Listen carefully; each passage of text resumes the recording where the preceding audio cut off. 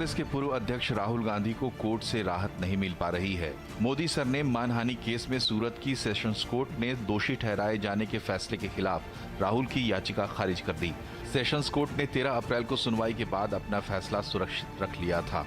सूरत की CJM court ने मानहानि केस में 23 मार्च को राहुल को दोषी ठहराते हुए 2 साल की सजा सुनाई थी। इसके अगले ही दिन उनकी संसद सदस्यता भी रद्द हो गई थी। हालांकि कोर्ट ने सजा के खिलाफ अपील के लिए राहुल को 30 दिन का वक्त दिया था, लेकिन सेशंस कोर्ट ने राहुल को दोषी ठहराए जाने के फैसले को बरकरार रखा है। कांग्रेस को कोर्ट के फैसले में खामियां दिख रही हैं। वो सेशंस कोर्ट के फैसले को ऊपरी अदालत में चुनौती देने की तैयारी कर रही है। आप जानते हैं कि हमारे जो संवैधानिक न्यायालय हैं, जो उच्च न्यायालय भी आता है, जिसमें उच्चतम न्यायालय भी आता है, उनके पास व्यापक ऐसे पावर्स हैं जिनके अंतर्गत ये जो गलत कारणों से गलत कानूनी आधार पर 2 निर्णय आए हैं, उनको चुनौती दी जाएगी और हमें आशा और विश्वास है कि जल्द से जल्द ये सही की जाएगी। इधर बीजेपी कोर्ट के फैसले को ओबीसी समाज की जीत बता रही है। बीजेपी का कहना है कि कोर्ट के फैसले ने गांधी परिवार के घमंड को तोड़ दिया है। जिस पिछड़े वर्ग के लिए राहुल गांधी ने आपत्तिजनक शब्दों का प्रयोग किया था, उन्हें गाली देने का काम किया था, और इतना कुछ करने के बाद राहुल गांधी और गांधी परिवार को लगता था वो बच के निकल जाएंगे, वो नहीं हो पाया है। This is I would say slap on the face of the arrogance of the Gandhi family.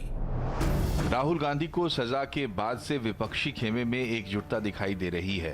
Court के फैसले के बाद पीडीपी की अध्यक्ष महबूबा मुफ्ती राहुल के समर्थन में आ गई हैं। उन्होंने कहा कि बीजेपी देश के विपक्ष को खत्म करना चाहती है।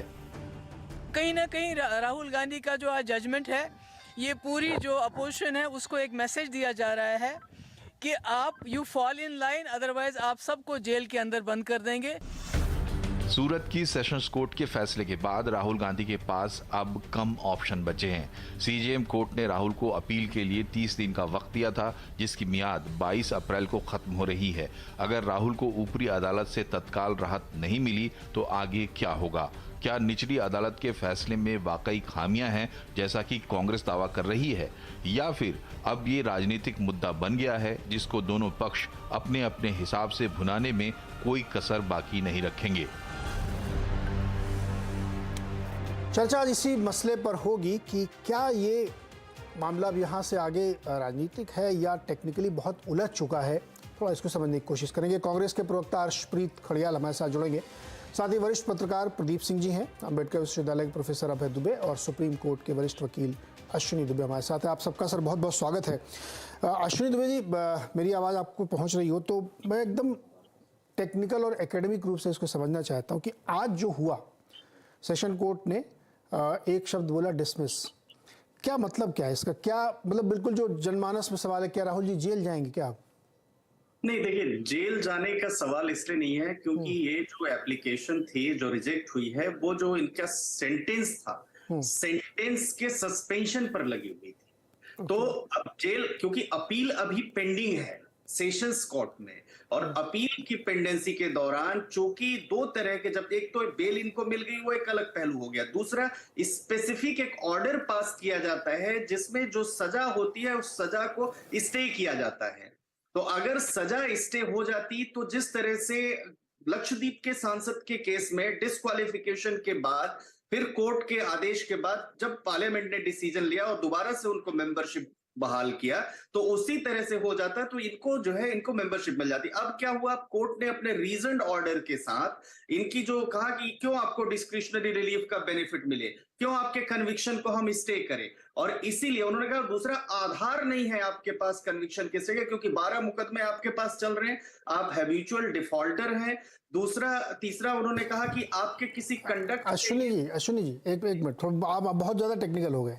मैं सिंपल सा सवाल पूछता हूँ। पिछली बार जब ये मामला आया तो इनको कन्विक्ट किया गया, 2 साल की सज़ा सुनाई गई और 30 दिन का समय दिया गया कि आप इस फैसले के खिलाफ अपील कर सकते हैं। फैसला 2 हिस्सों में, एक कि आप अपने कन्विक्शन को खारिज कराइए और दूसरा अपनी बेल रखे रहिए। तो आज की जो फैसले वो किस लिए था आज?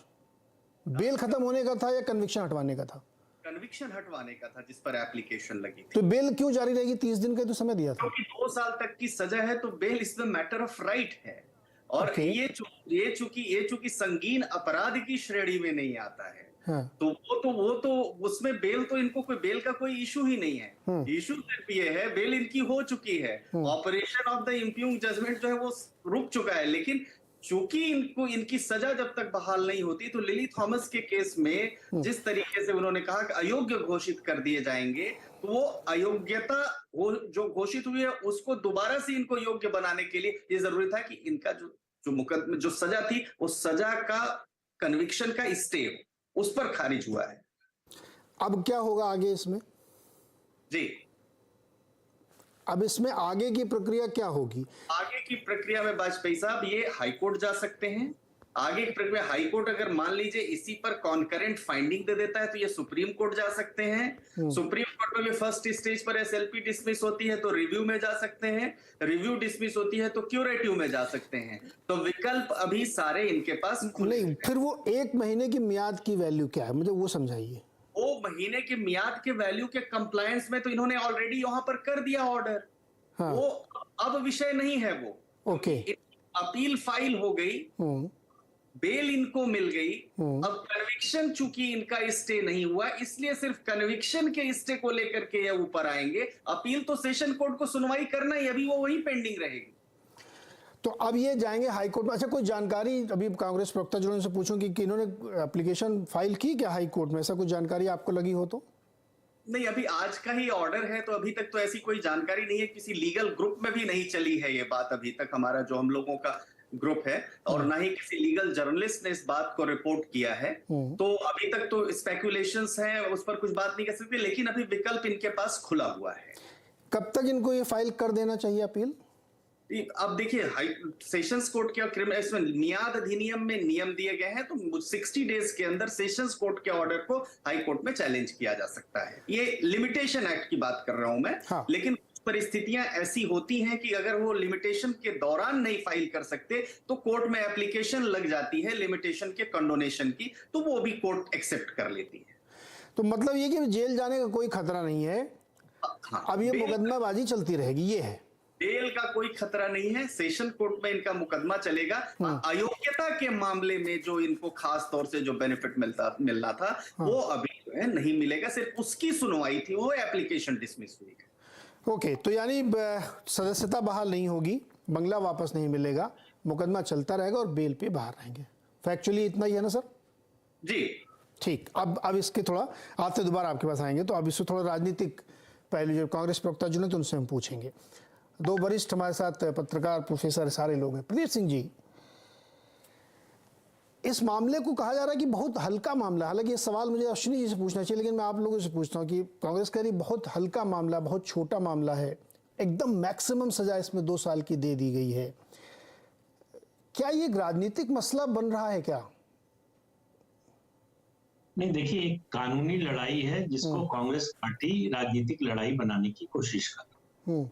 मुझे लगता है, मतलब मैं कोई सलाहकार नहीं हूँ राहुल गांधी का, लेकिन अगर शुरू में ही वो माफी मांग लेते, खेद व्यक्त कर देते कि मेरा ये इंटेंशन नहीं था और इस तरह से पूरे एक समुदाय को जो है उसके खिलाफ बोलने का इरादा नहीं था, बात खत्म हो गई होती। राहुल गांधी के सामने बड़ी चुनौतियां, बड़े मुद्दे हैं। 2024 का लोकसभा चुनाव बिल्कुल सामने है। ऐसे में इस तरह के मामलों में उलझे रहना, बार बार अदालत जाना, अदालत से आज ऐसा हुआ, आज हम लोग चर्चा कर रहे हैं क्या जेल जा सकते हैं। अब आपने जो सवाल उठाया बिल्कुल ठीक कि 30 दिन की मियाद थी, तो 2 चीजें थी, एक दोष सिद्धि और दूसरा जो है उनको जो सजा मिली है। तो जब तक दोनों स्थितियों में अगर दोष सिद्धि कि वो दोषी नहीं है हो जाता है, तब भी बहाल हो जाएगी। अगर सजा उनकी जो है वो 2 साल से कम हो जाएगी, ये दुबे जी बताएंगे, तो शायद तब भी जो है उनकी सदस्यता जो है बहाल हो जाएगी, क्योंकि 2 साल या उससे ज्यादा की सजा होने पर ही सदस्यता जाती है। लेकिन ये लड़ाई अब जो है पूरी तरह से राजनीतिक बन गई है, और कांग्रेस पार्टी जो बार बार अदालत पर सवाल उठा रही है, मुझे लगता है उसका नुकसान होगा उसको। देखिए, अदालत के फैसले पर आपको सवाल उठाना है तो उससे ऊपर की कोर्ट में उठाइए, हर तरह की छूट है आपको, अपना तर्क रखिए, अपने तथ्य रखिए, उससे कोई इनकार नहीं। लेकिन जब सार्वजनिक रूप से आप अदालत पर हमला करते हैं, जज पर टिप्पणी करते हैं, तो फिर पब्लिक परसेप्शन में वो बात बिगड़ती है। क्योंकि ये कोई जो है राजनीतिक मुद्दा नहीं है, ये जो चल रहा है अदालत में ये कानूनी मुद्दा है। तो इसलिए कांग्रेस पार्टी को सोचना पड़ेगा कि इसका उसको फायदा हो रहा है या नुकसान हो रहा है। जो जिस तरह के जवाब दिए जा रहे हैं, जिस तरह से हमला हो रहा है अदालत पर और जज पर, उसका मुझे नहीं लगता कि किसी को आज तक इसका फायदा मिला हो।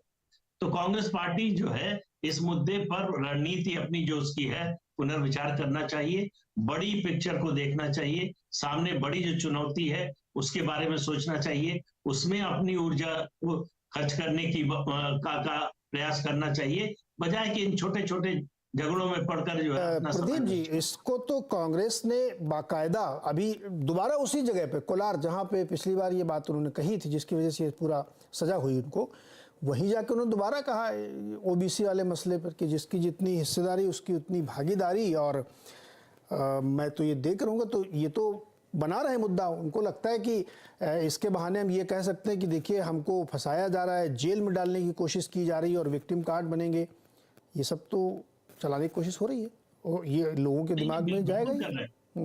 आप देखिए कि बीजेपी जो मुद्दा बनाने की कोशिश कर रही थी, राहुल गांधी उसी के पीछ पर चले गए। बीजेपी इसको पिछड़ों के अपमान के रूप में पेश करने की कोशिश कर रही है। और राहुल गांधी का आज का जो कर्नाटक में उनका जो बयान है वो एक तरह से ये उसी का जवाब देने लगा। अगर ये पिछड़ों के आरक्षण की बात 50% का जो कैप है उसको हटाने की बात अलग से करते, इससे जोड़कर न करते, तो वो एक दूसरा मुद्दा बनता। लेकिन उससे जोड़कर कहना कि हमको जो है पिछड़ा विरोधी बताया जाता है, पिछड़ों का अपमान करने वाला बताया जाता है, ये करे तब माने कि अपमान नहीं करते हो, तो ये दोनों को जोड़ना पता नहीं किसने सलाह दी राहुल गांधी को। मुझे लगता है कि इससे ज्यादा नुकसान ज्यादा होगा, फायदा कम होगा। अर्शप्रीत, आवाज आ रही है आपको मेरी? आप जुड़ गए हैं जी? आ रही है जी। अर्शप्रीत, ये बताइए कि ये जो मसला, इसके बाद आप लोगों के कानूनी विकल्प तो खुले हुए हैं, तो क्या आप लोगों ने अपील फाइल की अभी? जी धन्यवाद। देखिए, पहली बात मैं स्पष्ट कर दूं, यहाँ लोगों को गुमराह किया जा रहा है। लोगों को ये बताया जा रहा है कि जो कन्विक्शन है और सेंटेंस सस्पेंशन है वो भी खत्म हो चुकी है, जबकि हमारी जो सेंटेंस सस्पेंशन है वो till the disposal of the appeal है। तब तक राहुल गांधी जी को रिलीफ है जब तक ये अपील का फैसला नहीं हो जाता। दूसरी बात, जब हमारा सेंटेंस सस्पेंडेड था, जब ऑनरेबल मजिस्ट्रेट साहब ने कर दिया था हमारा सेंटेंस सस्पेंड, उसके बाद ऑनरेबल डिस्ट्रिक्ट कोर्ट ने कर दिया, तो इतनी जल्दबाजी भारतीय जनता पार्टी को दिखाने की क्या जरूरत थी हमें डिस्क्वालीफाई करने के लिए? उसके पीछे दो मुख्य कारण है। एक तो वो अडानी इशू से हमारे ऊपर ध्यान करना चाहते थे, और दूसरा कारण है कि राहुल जी की आवाज नहीं दबा पाए। माइक म्यूट करके देख लिया, उनके स्टेटमेंट एक्सपंज करके देख ली, सेशन एडजर्न करके देख लिया, उनको मौका ना दे के देख लिया। जब वहां बात नहीं बनी तो डिस्क्वालीफाई कर दिया, आर्टिकल 103 को वायलेट कर दिया, बाईपास कर दिया। आर्टिकल 103 कहता है कि देश के राष्ट्रपति साहब को, प्रेसिडेंट साहब को मैटर भेजा जाएगा, इलेक्शन कमीशन साहब से वो ओपिनियन लेंगे और उसके बाद फैसला लेंगे कि member is to be disqualified या नहीं डिस्क्वालीफाई करना। अब दूसरी बात साहब, हमारे पास विकल्प क्या है, हमारे पास ऑप्शंस क्या है? मजिस्ट्रेट साहब के बाद डिस्ट्रिक्ट कोर्ट का अपील, उसके बाद हाई कोर्ट है, फिर सुप्रीम कोर्ट है, फिर रिव्यू पिटिशन है, फिर क्यूरेटिव पिटिशन है, फिर मर्सी पिटिशन है, फिर रिव्यू ऑफ मर्सी पिटिशन है। सो दूसरा, जब कोर्ट और कानून हमें ऑल्टरनेटिव देता है, हमें ऑप्शन देता है, तो ये सरकार हमें ऑप्शन क्यों नहीं देना चाहिए? कैसे छीन सकते हैं हमारा हक? जबकि राहुल जी का सेंटेंस सस्पेंडेड था, तो भारतीय जनता पार्टी को इतनी जल्दबाजी नहीं दिखानी चाहिए थी। और ऐसा मुझे बीजेपी के लीडर प्रवक्ता साहब एक केस बता दें जिसमें किसी व्यक्ति को मानहानि के लिए, डेफेमेशन के लिए 2 साल की सजा की हो। एक केस, मैं ज्यादा पूछूंगा भी नहीं, एक भी नहीं बता पाएंगे। अच्छा अर्शप्रीत जी, जो एक सेकंड बीजेपी की प्रवक्ता जी नहीं है, इसलिए उनसे आपको कोई जवाब नहीं मिलेगा। मैंने इसीलिए नहीं बुलाया उनको कि आप फिर अब वही वाली बहस होने लगेगी। हाँ, आप पूछिए। अभी ये वकील वाला जो सवाल आपने रखा है ना कि उनकी सदस्यता एकदम से क्यों खत्म की, ये मैं अभी वकील साहब से पूछूंगा क्या ऐसा कोई कानून है क्या। अब आप कंटिन्यू करिए, बताइए। जी, तो देखिए, दूसरी बात ये है कि जो ऑनरेबल कोर्ट है कोर्ट में बहस हुई, कोर्ट का जो आज फैसला है वो फैसला है कन्विक्शन पे, कि कन्विक्शन स्टे नहीं की जा रही है। और हमने जब अपील दायर की थी, अपील के साथ दो एप्लीकेशंस, दो प्लीज और थी हमारी, सेंटेंस सस्पेंशन की और कन्विक्शन स्टे की। कन्विक्शन स्टे की जो प्ली थी, एप्लीकेशन थी, वो नहीं अलाउ हुई। सेंटेंस सस्पेंशन की एप्लीकेशन तभी अलाउ होगी थी till the disposal of the appeal तक। अब दूसरी बात साहब ये है कि जो हमारे अब we will go to the honourable high court. जब हाई कोर्ट में जाएंगे तो मैं आपको लीगैलिटीज बता देता हूं कुछ जो हम चैलेंज करेंगे, जो आज डॉक्टर अभिषेक मनु सिंघवी साहब ने भी बताई। कि एक तो जजमेंट में ये लिखा हुआ है कि ऑनरेबल जो नवजोत सिद्धू साहब हैं, उनका केस का वेरवा दिया हुआ है, उसमें उनके केस को साइट किया हुआ है जजमेंट में। उस जजमेंट में लिखा हुआ है कि जो उनका केस है उसमें कन्विक्शन को लेकर के टिप्पणी हुई है, लेकिन वो कंपैरिजन हो नहीं सकता क्योंकि नवजोत सिद्धू साहब का केस था मर्डर का, मैनस्लॉटर का, ये केस है मानहानि का।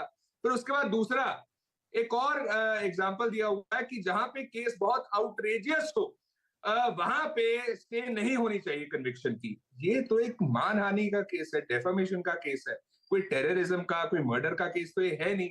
अब तीसरा, इसके बाद एक और एग्जाम्पल था कि जहां पे आप ये ना बता सके कि कन्विक्शन के आपको नुकसान क्या होंगे, वहां पे आपकी कन्विक्शन स्टे नहीं होगी। अब आप साहब देखिए, बहुत स्पष्ट हमने ये बताया है कि अगर कन्विक्शन हमारी स्टे नहीं होगी तो हमारी सदस्यता जाएगी, हमारी आवाज जाएगी, हमारा लोकतंत्र क्या है। अश्मित फॉलोअप पे चर्चा में करूंगा डेफिनेटली, अभी समय है। मैं ये समझना चाहता हूँ कि इतनी समझदार बात तो आप ही कर रहे हैं कि उस केस में क्या क्या डिमेरिट्स हैं जो जिसके आधार पे आप बता रहे हैं। आपके यहाँ तो सर बैटरी ऑफ लॉयर्स, देश के सारे बड़े लॉयर कांग्रेस में ही हैं। ये लोग क्यों नहीं गए सूरत में जाके और लड़ते और इसी सेशन कोर्ट से इसको खारिज करवा देते? ठीक से प्रेजेंट नहीं कर रहे हैं क्या आप लोग केस? साहब एक बात बताइए, हाँ। कि अगर व्यक्ति को रिलीफ ना मिले एक दफा तो क्या उसका मतलब है वो ठीक से रिप्रेजेंट नहीं हो रहे? दो बार हो गया सर, पहला वाला भी केस ढंग से नहीं लड़ा। अच्छा, कौन लड़ रहा है आपका केस? जितने बड़े बड़े लोग हैं क्या लड़ रहे हैं वहाँ पे? नहीं, फिर हमारा सेंटेंस क्यों सस्पेंड हो गया? फिर तुम्हारा सेंटेंस नहीं सस्पेंड होना चाहिए था अगर हमारी रिप्रेजेंटेशन ही अच्छी थी। हमारा सेंटेंस पहले मजिस्ट्रेट साहब ने सस्पेंड किया, उसके बाद ऑनरेबल डिस्ट्रिक्ट कोर्ट ने सस्पेंड किया। आप कह रहे हैं रिप्रेजेंटेशन अच्छी नहीं थी। अश्विन जी, आप ही कह रहे हो ना, मैं नहीं कह रहा हूँ। आप ही ने कहा कि ये केस बहुत ही मामूली सा है, इसमें तो 2 साल की सजा ही नहीं होनी चाहिए।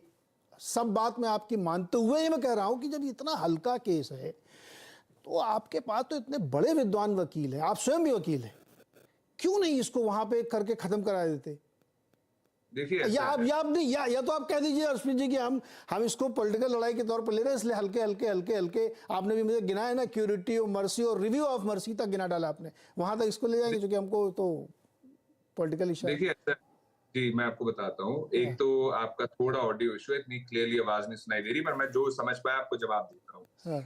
मैंने कहीं पे भी नहीं कहा कि ये केस बहुत हल्का है या ऐसा कुछ। अरे आपने अभी कहा कि 2 साल की सजा कहीं मिलती है दुनिया में, आपने कभी सुना? आपने कहा जो जजमेंट में लिखा हुआ है कि जहां पे आउटरेजियस केस हो, बहुत बड़ा केस हो, कोई बहुत हीनियस क्राइम हो, ऐसा आपको उदाहरण देने की मैं कोशिश कर रहा था। जो मानहानि का केस नहीं इतना बड़ा होता, 2 साल मतलब कि जो 3 साल से नीचे वाला केस, भाई तो छोटा ही केस हुआ ना फिर तो, कि भाई इतना आउटरेजियस नहीं है, सिद्धू जी वाले केस से कंपेयर नहीं हो सकता है ये, तो ये तो छोटा ही फिर केस हुआ ना। वही तो मैं कह रहा हूँ। एक मिनट, आप बता दीजिए, आप बीजेपी के प्रवक्ता तो बैठे नहीं, एक और उदाहरण बता दीजिए जिसमें किसी व्यक्ति को फिर वही बात, मैं क्यों बताऊं और मैं कहाँ कंपेयर कर रहा हूं? मैं तो आपकी बात कर रहा हूं। सजा हुई हो एक केस, मैं ये समझ नहीं पा रहा। एक मिनट रुको साहब, उनको लेके अश्विनी दुबे जी के लोग वकील साहब, सर मुझसे झगड़ा करके क्या मिलेगा आपको? मैं प्रवक्ता थोड़ा, मैंने पहले कहा, मैं इसीलिए नहीं बुलाया था, मुझे पता था कि बीजेपी वाले को ले आएंगे तो आप दोनों लोग लड़ोगे, फिर हम सब लोग बैठ के सुनेंगे, हम लोग सब पार्टिसिपेट करेंगे।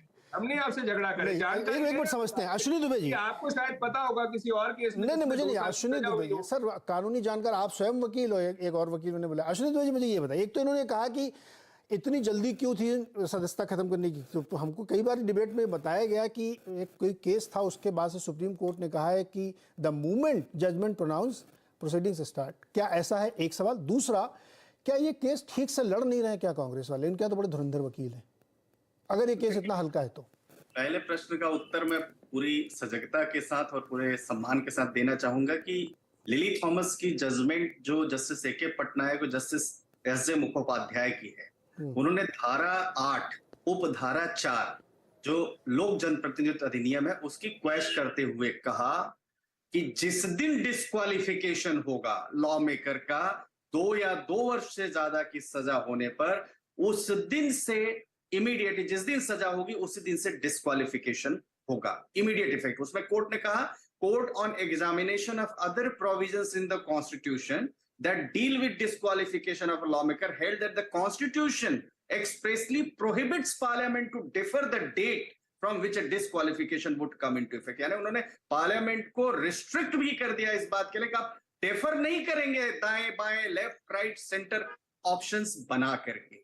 एक तो ये जजमेंट है। अब सुप्रीम कोर्ट में उसी के आदरणीय राहुल गांधी जी के डिस्क्वालिफिकेशन के तुरंत बाद एक पिटीशन डली जिसमें उन्होंने कहा कि इसको आप क्वालिफाई करिए कि जैसा अशप्रीत भाई ने कहा कि जो संविधान के हमारे अनुच्छेद हैं 102 सब क्लॉज 1, 191 सब क्लॉज 1, जिसमें कहते हैं disqualification for membership to either house of the parliament, and article 191 sub clause 1 lays down the disqualification for membership assembly और लेजिस्लेटिव काउंसिल, और माने उसको जो प्रेसिडेंट को और गवर्नर को भेजने की बात हुई, उस बात पर कोर्ट ने कहा कि इसी दिन इफेक्ट में आएगा जिस दिन आपको डिस्क्वालिफाई कर दिया जाएगा। तो यहां पर कोई संशय नहीं। अब दूसरी बात आती है, जो दूसरा प्रश्न आपने कहा कि धुरंधर वकीलों की एक बड़ी लंबी फौज है और ये कोई ऐसा मुकदमा नहीं था, इस मुकदमे में बात करके क्लैरिफाई करके इस मुकदमे को खत्म नहीं किया जा सकता। और आज भी वो ऑप्शन अवेलेबल है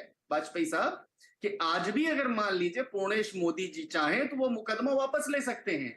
पूर्णेश मोदी जी अगर एग्री कर जाए या कुछ ऐसे सेटलमेंट हो जाए, क्योंकि अरविंद केजरीवाल जी के केस में आप देखिए कितने सारे केसेस थे पेंडिंग, सारे केसेस को उन्होंने माफी मांग के या सेटल करके, दूसरे शब्दों में, खत्म किया।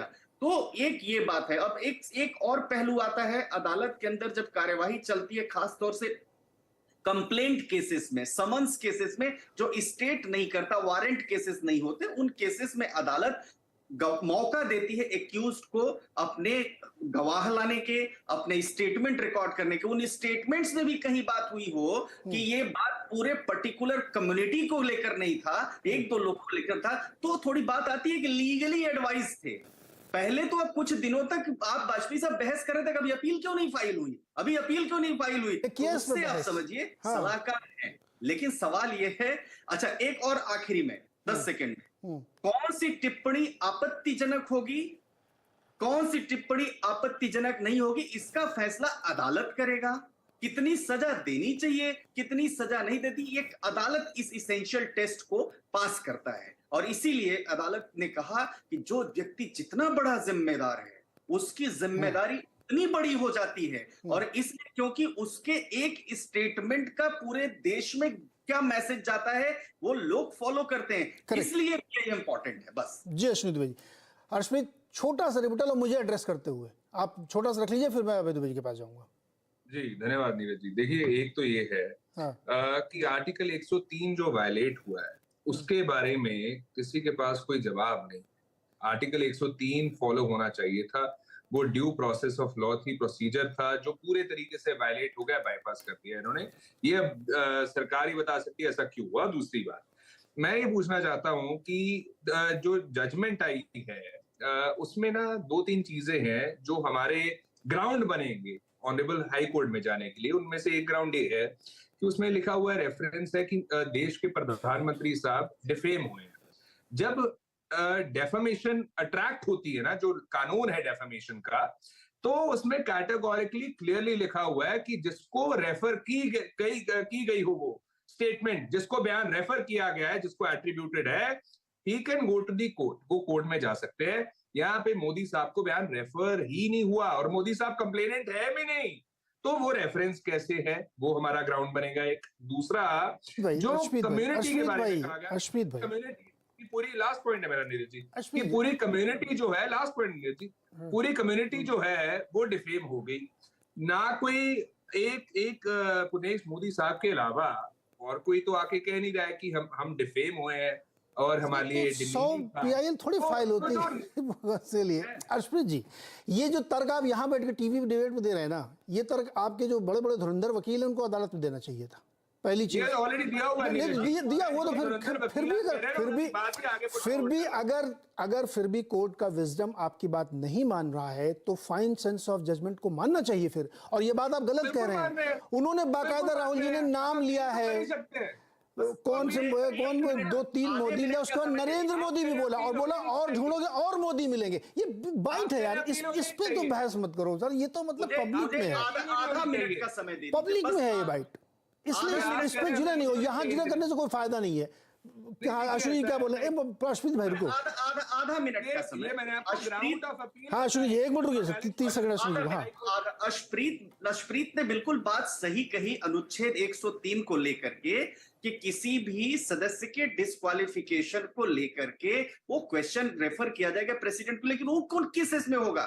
जब कभी ऑफिस एंड प्रॉफिट का वायलेशन, आम आदमी पार्टी के 22 MLAs का जो डिस्क्वालिफिकेशन का मुकदमा चल रहा था, 103 में ये व्यवस्था है। लेकिन यहां पर तो लिली थॉमस की जजमेंट साफ तौर पर कहती है सुप्रीम कोर्ट की कि उसी दिन डिस्क्वालिफिकेशन माना जाएगा जिस दिन उनको अयोग्य घोषित कर बने, जिस दिन 2 या 2 वर्ष से ज्यादा की सजा हो गई। 103 का मुकदमा तब रेफरेंस के लिए जाएगा जब कुछ ऐसी परिस्थितियां उत्पन्न होंगी, जैसे वो अब यहाँ के आपके झारखंड के चीफ मिनिस्टर का मुकदमा चल रहा था, वहां अगर ऐसा कुछ होता, ऑफिस प्रॉफिट का वायलेशन होता, आम आदमी पार्टी के 22 MLAs का मुकदमा चला, जया बच्चन जी का मुकदमा चला, उन मुकदमों के लिए 103 की व्यवस्था। अब एक और आखिरी बात, कोर्ट ने अपने क्लॉज नंबर M में साफ तौर पर एक बात कही जो मैं पढ़ना चाहूंगा। उन्होंने कहा कि comparing persons having surname Modi with thieves would definitely have caused mental agony and harmed the reputation of the complainant। तो मेंटेनेबिलिटी पर भी कोर्ट ने ऑर्डर पास किया है कि ये reference it was not only with respect. Ashwini ji इस बात को ही रखते हैं, क्योंकि ये डिबेटेबल नहीं है एकदम। इसमें आप सब लोगों ने देखा होगा, यहाँ बैठ के कुछ भी बोले, मैंने भी सुना 3-4 बार इस डिबेट को करने से पहले, पिछली डिबेट से पहले भी मैंने सुना कि उन्होंने 3 मोदी के नाम लिए, उसमें तीसरा नाम नरेंद्र मोदी था और उसको बोला और ढूंढो और मोदी मिलेंगे। तो अब वो खैर मैं जजमेंट जस्टिस आपके विजडम पे छोड़ता हूँ, मेरे उस बहस नहीं करनी क्योंकि मैं उसके लायक भी नहीं हूँ। अभय दुबे जी, क्या रणनीति क्या है कांग्रेस की? कांग्रेस की रणनीति क्या है ये तो मैं नहीं कह सकता, क्योंकि मैं आप ऑब्जर्वर, आप तो बोल ही सकते हैं। नहीं, मेरी कुछ समझ में नहीं आ रही है, लेकिन कांग्रेस की रणनीति क्या होनी चाहिए इसके ऊपर जरूर मैं कह सकता हूं, मेरी अपनी समझ में, मेरी अपनी राजनीतिक सामान्य ज्ञान है उसके लिहाज से।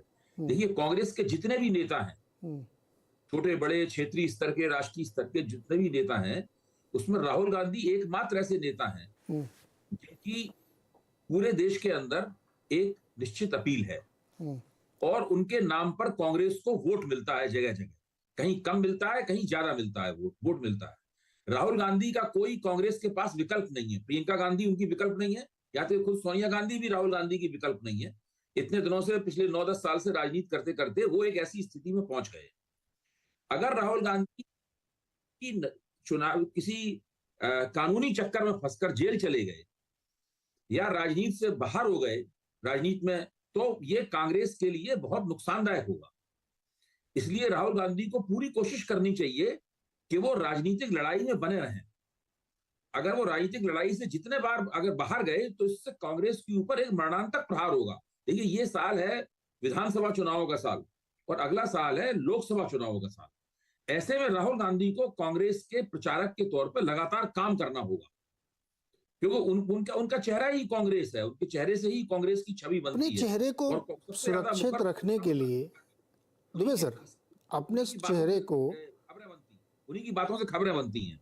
तो नहीं, तो अभय दुबे जी, फिर उस चेहरे को सुरक्षित रखने के लिए, उसको प्रोटेक्ट करने के लिए क्यों नहीं कांग्रेस उस तरह से प्रयास कर रही है? हमारे आपके घर में किसी के खिलाफ कोई बहुत मामूली सा भी केस बन जाए तो जितने हमारे रिश्तेदार, दोस्त और सब वकील होंगे वो सब आगे आ जाते हैं मदद करने के लिए, सलाह देने के लिए, ये ऐसा करो वैसा करो। इसमें बहुत से लोग ऐसे हैं, मैंने खुद सुना है कहते हुए, नीरज जी, बहुत से लोग ऐसे हैं, वो जरूरी नहीं कांग्रेस के सलाहकार हों, लेकिन मैंने कुछ राजनीतिक समीक्षकों को भी निजी तौर पर ये कहते हुए सुना है कि अगर राहुल गांधी जेल चले जाएं तो उनके पक्ष में बड़ी हमदर्दी उमड़ेगी। तो मतलब प्लान का हिस्सा है क्या? प्लान का हिस्सा है? ये बात अनौपचारिक रूप से कही जाती है, मैं ये नहीं कह रहा हूँ औपचारिक रूप से कही जाती है। वो कहते हैं कि राहुल गांधी अगर जेल चले जाएं तो उनके पक्ष में हमदर्दी उमड़ेगी। शुरू में जब उनकी सदस्यता गई थी और जिस तरह से उनको सदन में बोलने से रोका गया था, उनका बयान भी रिकॉर्ड से हटा दिया गया था, पर उन्हें जवाब देने का मौका नहीं दिया गया था, तो एक बार इस तरह का सीन बनता हुआ लगा था कि उनके पक्ष में कुछ हमदर्दी पैदा हो रही है।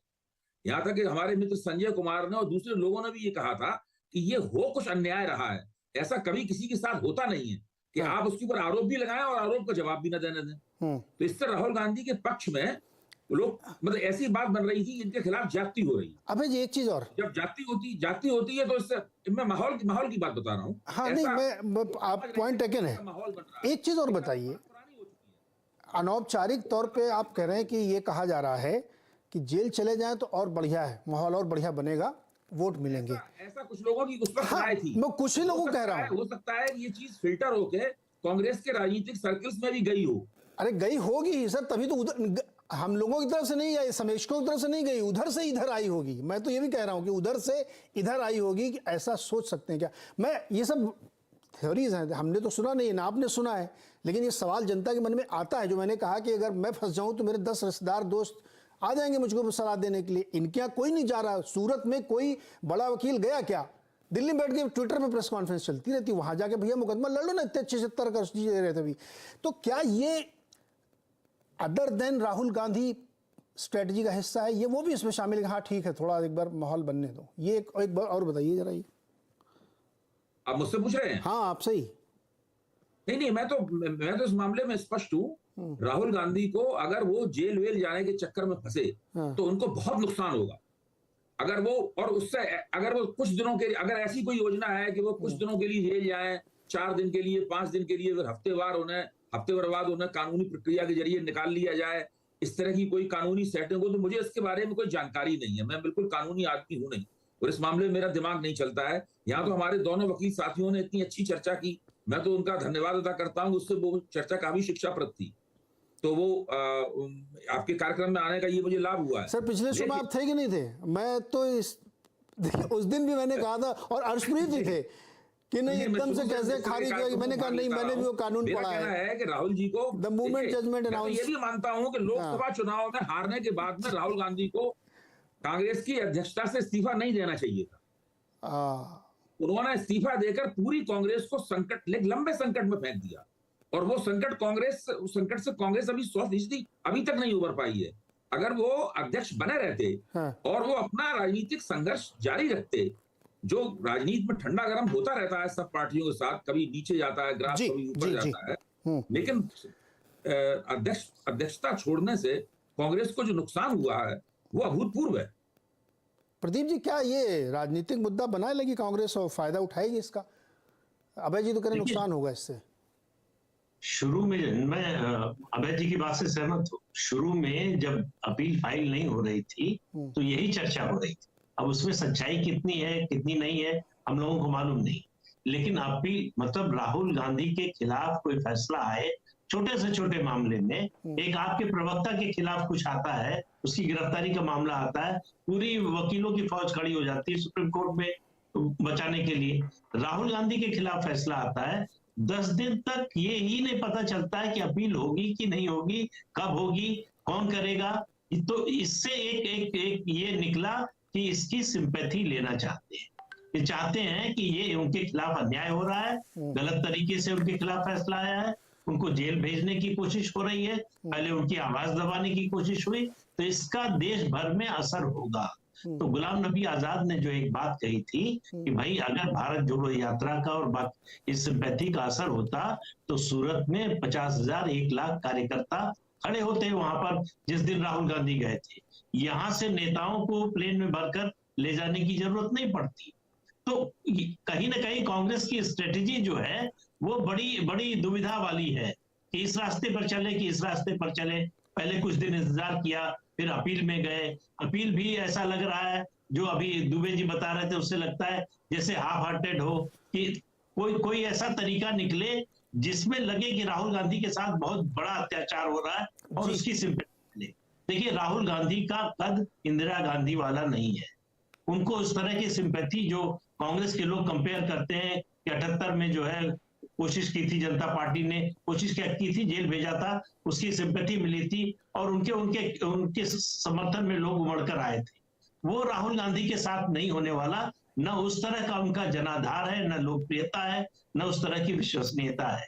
लेकिन कांग्रेस पार्टी में उनके अलावा और कोई नहीं है। कांग्रेस पार्टी का एकमात्र जो जो जो कहें कि छाती है या उनकी ताकत है, वो राहुल गांधी ही है।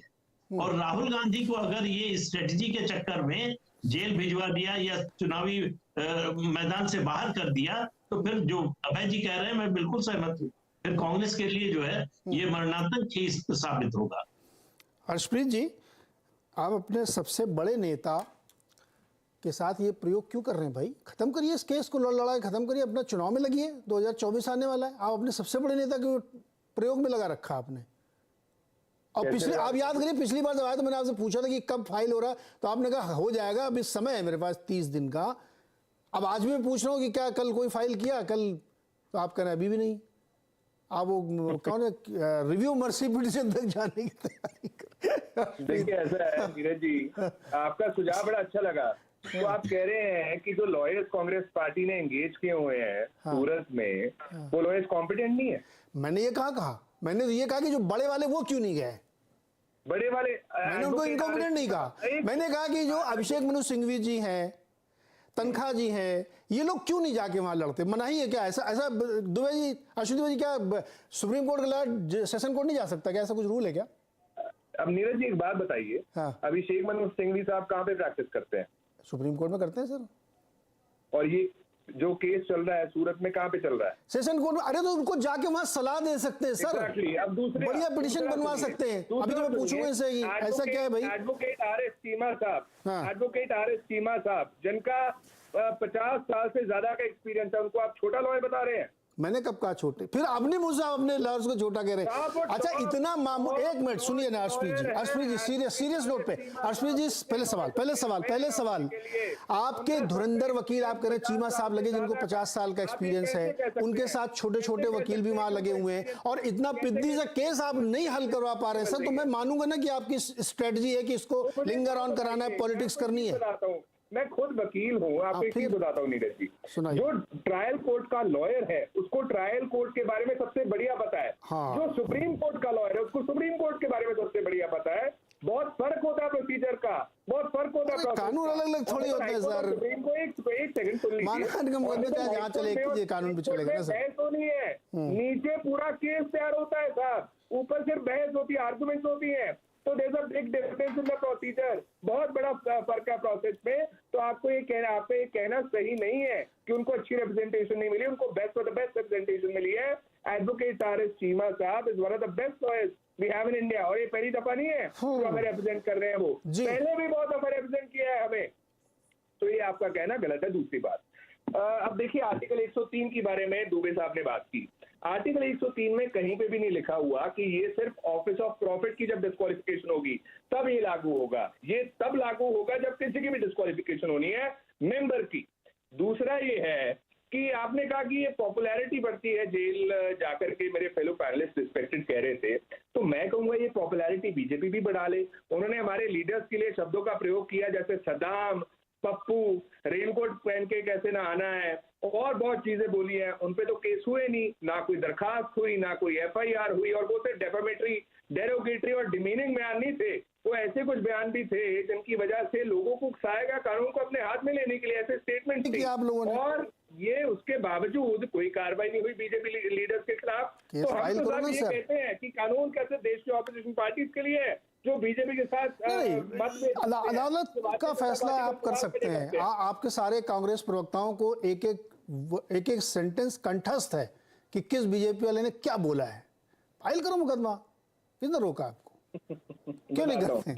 ऐसा ना नीरज साहब, हमारे लिए रोजगार, हमारे लिए शिक्षा, हमारे लिए मेडिकेयर, हमारे लिए विमेन एम्पावरमेंट, महिला सशक्तिकरण, ज्यादा upliftment of backward classes, upliftment of people below poverty line, ये चीजें ज्यादा जरूरी है ये छोटे मोटे बयान हमारे लिए मायने नहीं रखते। अश्विनी जी बिल्कुल, अश्विनी जी आपने बहुत अच्छी बात कही। इस पैनल में बैठा हुआ कोई आदमी आपसे इस मुद्दे पर डिसएग्री नहीं हो सकता, मैं भी नहीं हो सकता। इसीलिए मैं आपसे कह रहा हूं कि वो छोटा मोटा जो मुकदमा चल रहा है ना, उसको माफी मांग के खत्म करिए उसको। आप केजरीवाल से सीखिए ना, बहुत स्मार्ट आदमी केजरीवाल जी। इधर कुछ बोलेंगे जाके एक चिट्ठी लिख के देंगे, थैंक यू सर, माफी गलती कर दो, आगे बढ़ो। अगर ये मुद्दा बड़ा है कि महंगाई बढ़ा है, रोजगार बढ़ा है, कृषि बढ़ा है, अपलिफ्टमेंट बढ़ा है, तो ये सब छोटे मोटे मामले में अपने सबसे बड़े नेता को क्यों फंसा रखा आपने?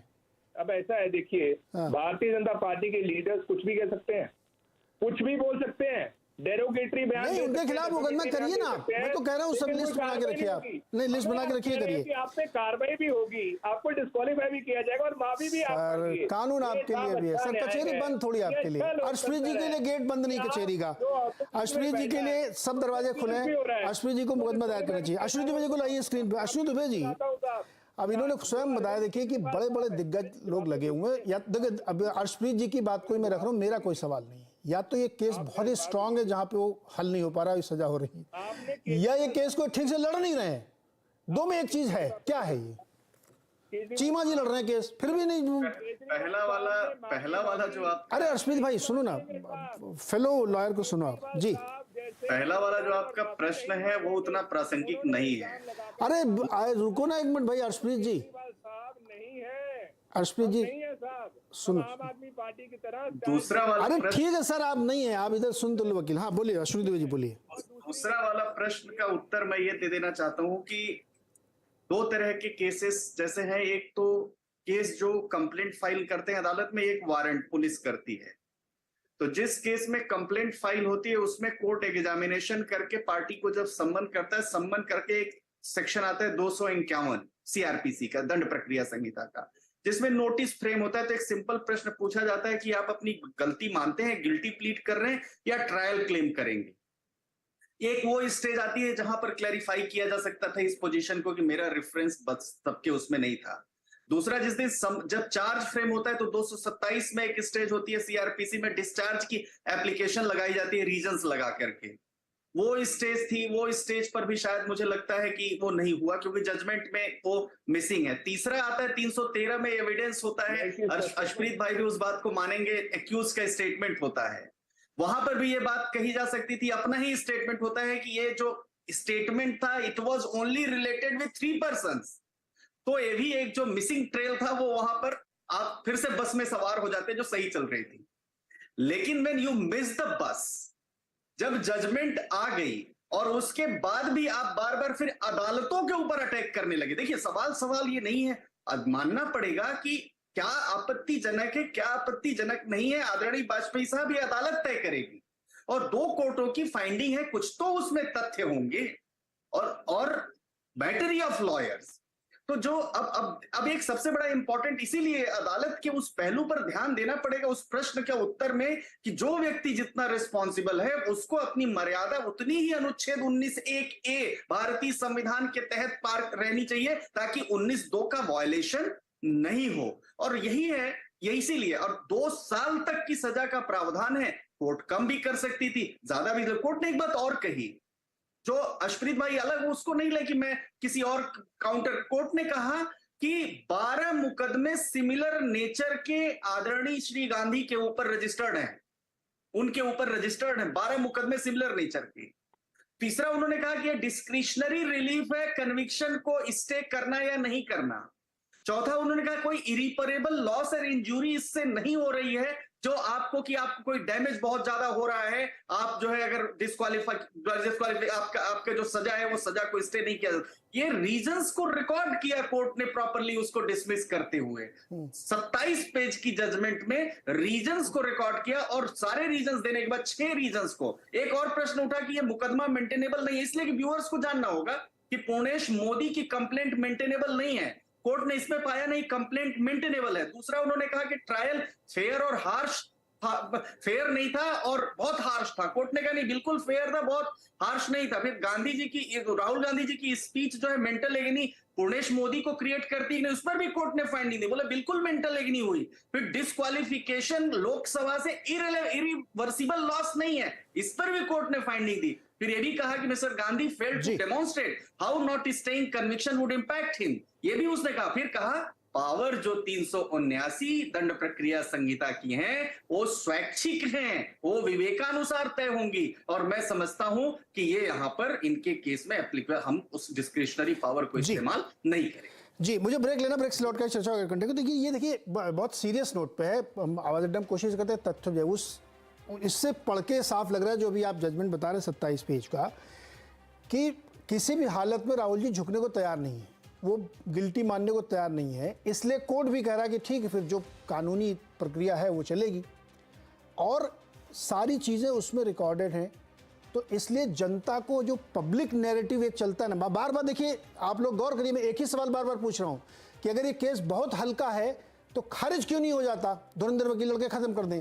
लेकिन पब्लिक में क्या मैसेज जा रहा है कि साहब 2-2 कोर्ट से इनकी सजा खारिज हो रही है। इसका मतलब मामला बहुत गंभीर है, और अर्शप्रीत जी इसको हल्के में ले रहे हैं। इसी तो मैं बार बार कह रहा हूँ कि आप या तो उसको खत्म करा देते, वरना ये नैरेटिव बनेगा तथ्यात्मक तौर पे। ये जो अभी पढ़ के जजमेंट सुना रहे हैं उसको भी देखना चाहिए। छोटे से ब्रेक के बाद चर्चा कंटिन्यू करता है।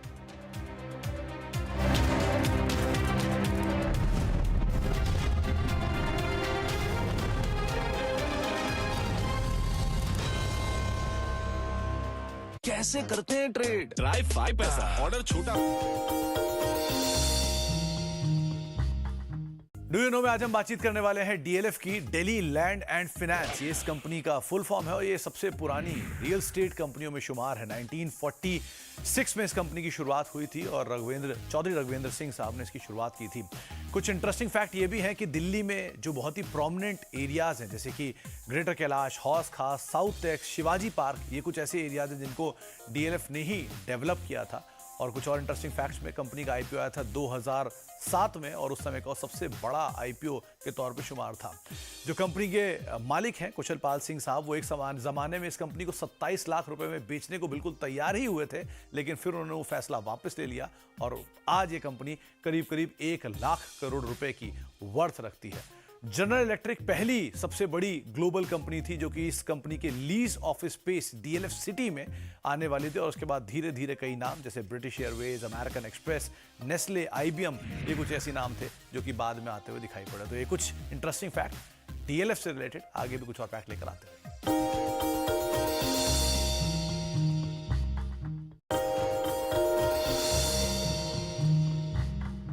डू यू नो में आज हम बातचीत करने वाले हैं दुनिया की सबसे बड़ी फुटवेयर कंपनी जो कि मार्केट कैप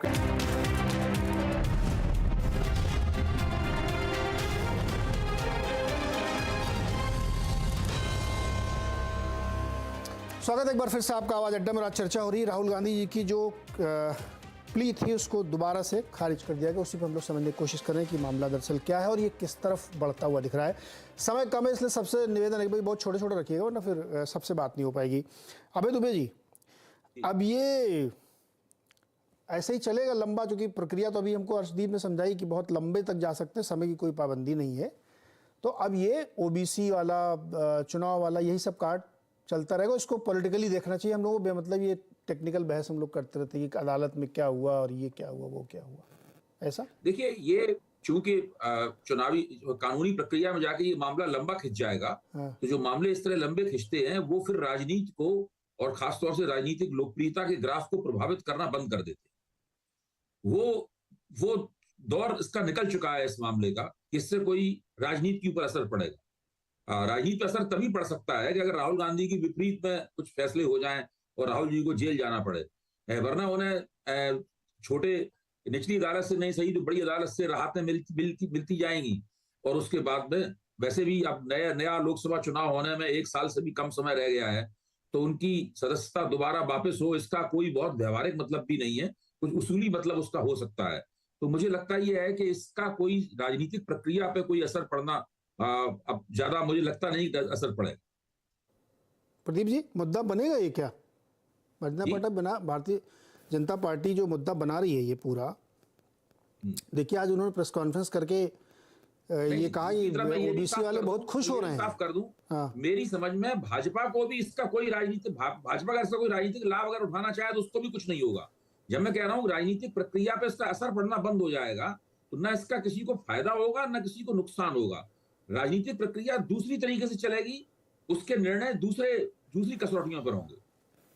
प्रदीप जी, आपका क्या तजुर्बा कहता है, इससे किसको फायदा होगा? कोई फायदा उठा पाएगा या बेमतलब में मुझे लगता है कि कांग्रेस को कोई फायदा नहीं होगा, बीजेपी को भी फायदा नहीं होगा, लेकिन अगर राहुल गांधी इसी तरह से डिफेंसिव होकर जवाब देते रहे तो निश्चित रूप से पब्लिक परसेप्शन में बीजेपी को फायदा होगा, उसका वोट में कन्वर्ट होगा, ऐसा मुझे नहीं लगता।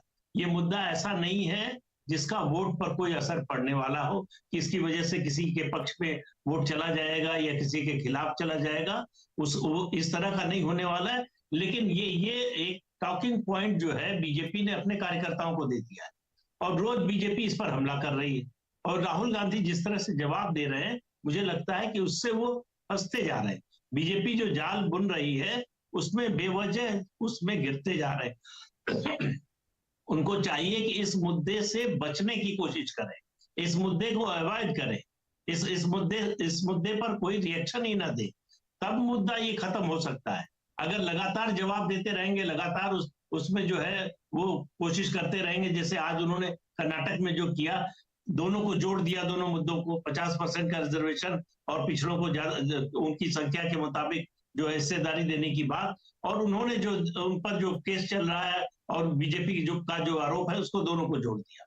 अगर इस तरह का ये चेन रिएक्शन होता रहा तो निश्चित रूप से ये चर्चा में बना रहेगा। प्रदीप जी, ये भी तो हो सकता है कि कांग्रेस ये एक नैरेटिव बनाए, एक विक्टिम कार्ड खेले। देखिए, राहुल जी को पहले तो बोलने नहीं दिया जाता, उनका माइक बंद कर दिया जाता है, फिर उनको सजा भी हो गई है, उनको जेल में डालने की तैयारी है। ये सब भी तो जनता के बीच में जाएगा। नहीं, मुझे नहीं लगता। देखिए, जो माइक बंद करने की बात है, राहुल गांधी का माइक भी बंद नहीं हुआ। नहीं, ऐसा वो कहते हैं, मुझे नहीं पता, ऐसा वो कहते हैं। लोकसभा की प्रोसीडिंग्स कवर करते हैं जो जर्नलिस्ट, वो जानते हैं कि तरीका क्या होता है।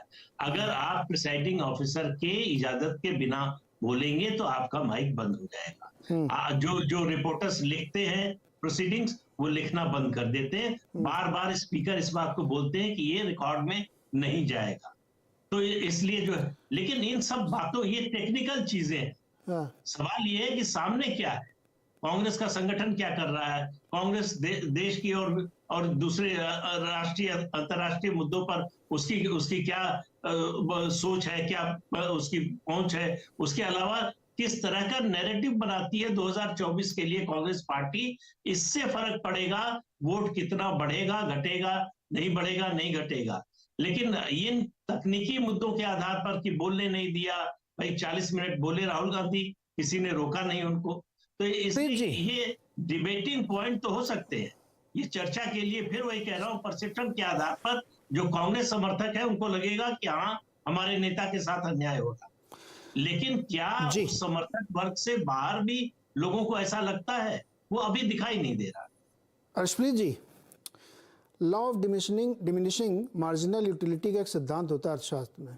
जैसे अभी दुबे जी ने कहा, उसी को मैं अर्थशास्त्र की भाषा में बता रहा हूँ कि एक चीज़ पीक पे जाती है, उसके बाद धीरे धीरे नीचे आने लगती है। उन्होंने कहा कि बहुत लंबे तक जब खींचेगा तो फिर इससे बहुत ज़्यादा लाभ नहीं होगा आपको।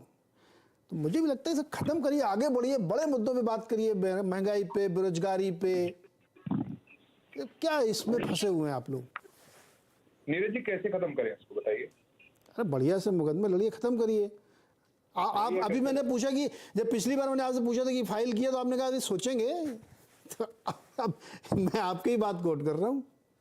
एक चीज मैंने नहीं कहा कि सोचेंगे, मैंने कहा था हमारे पास 30 दिन का टाइम है अपील दायर करने के लिए, 30 दिन के अंदर फाइल होगी। दूसरा, आप कह रहे हैं कि इसको जल्दी खत्म कर दीजिए। साहब, कैसे जल्दी खत्म कर दें, आप बता दीजिए, क्योंकि जो जिनको 60 साल का एक्सपीरियंस है वो तो उनको शायद कम पता होगा। आप कह रहे हैं कि अच्छी रिप्रेजेंटेशन नहीं है। कोर्ट में ये बात बोल दीजिए ना कि भैया हमारा इंटेंशन नहीं था कहने की। जज साहब कह तो रहे हैं कि आप कह दीजिए भाई हमारा इंटेंशन नहीं था ये कहने के लिए, बात खत्म हो जाएगी वहीं पे। क्या करें साहब? अरे भाई, कोर्ट में जब ये बात चल रही है, आपसे पूछा जाएगा तो उससे कह दिए भाई हमारा इंटेंशन नहीं था ये कहने का। ये कहा गया राहुल जी ने कि मेरा इंटेंशन ये नहीं था, मैं तो सिर्फ उनको कह रहा था, छोड़ दीजिए मुझे, खत्म हो। सॉरी बोलने में क्या ऐसा चला था? अदालत है सर वो। आपने दो चीजें कही कि इंटेंशन नहीं था, जो आपने ठीक कहा, आपने राहुल गांधी जी के बयान को कोट किया। सॉरी एक इंटायरली अलग चीज है। अब आप एक चीज बताइए, ये जजमेंट में आप कहना ना कि आपको कोर्ट को सवाल नहीं करना चाहिए, कोर्ट को कोई सवाल नहीं कर रहा है।